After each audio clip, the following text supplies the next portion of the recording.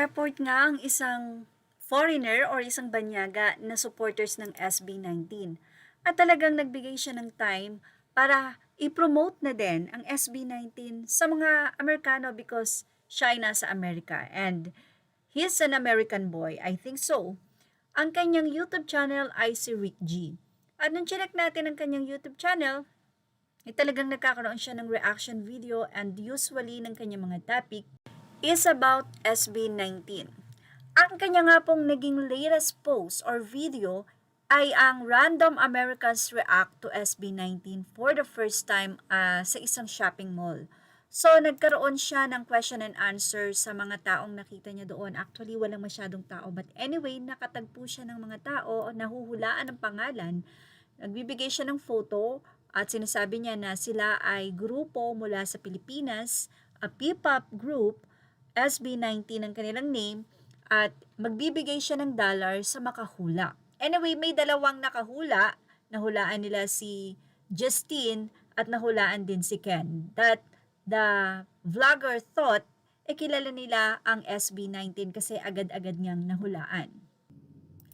Ang isa pang kinatuwaan ng mga fan kay Rick G, ang vlogger na ito, ay ang pag-effort niya na pagbibigay ng dollar doon sa makakahula ng name ng SB19 na ipinapakita niya nga na photo.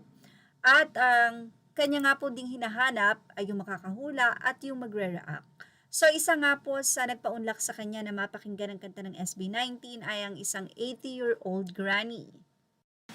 Pinapakinggan niya ang music ng Time at sabihin nilang pinakinggan ito at doon nga ay in-explain niya na may dramatization, may video, and then ayon sa 80-year-old, napakaganda nga daw po ng kantang Time. So I think it's about time talaga na ganun din ang SB19, no? This is the time na kailangan talaga nilang gumawa din ng English na mga kanta katulad nito na ipinopromote niya ang SB19 sa ibang bansa. Although, kailangan talaga ang una niyang papakinggan dito ay English at least para ma-appreciate at madama din nila yung ibig sabihin ng song. Ang isang girl naman na nakahula na akala niya ay kilala talaga ang SB19 kasi agad-agad niyang nahulaan ng name ni Justine ay walang time para makinig. So, nag-follow na lang siya at promote nga ni Rick G na mag-follow at pakinggan ang song ng SB19. Isa itong pagbabahagi na ipinopromote niya ng simple ang Voice or ang Mahalima sa US. Kaya naman ang mga fans ay sobrang na-appreciate ang ginawa na ito ng vlogger. Kaya naman isang 18 ang sobrang na-appreciate ang ginawa ng vlogger na ito. Aniya, while some 18 and haters are busy grilling SB19 over nonsense issues, international reactors are out here introducing SB19 to a whole new audience. I honestly don't mind if it is just for content. At least, it leads to something positive.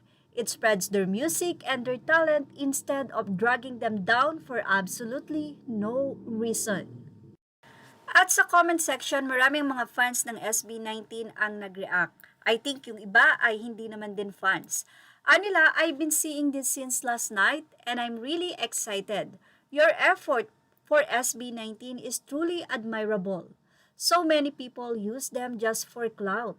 But with you, I genuinely feel your dedication every time I watch. As a Filipino, I truly appreciate this. Thank you for recognizing SB19's talent with such sincerity. Say naman ng isa, thanks Rick G, such an effort to introduce the boys to strangers. You're such a true-blooded 18. Truly appreciate your time and effort for the love of SB19. Mula pa rin sa isang fan, Ania, like I said, it takes a lot of courage to do that and I salute you for being so brave. Thank you, Rick and C-Base for this one. 18 will forever grateful for promoting our boys to others. You got us now, Rick, the whole 18 community. Effort naman po talaga ang ginawa ni Mr. Rick G. Dahil sa mga makakasagot ay mayroong reward. Well, ano masasay ng mga 18 dyan? Ilagay na ang inyong opinion sa ating comment section. Images or all credit to the rightful owners. Please like, share, and subscribe.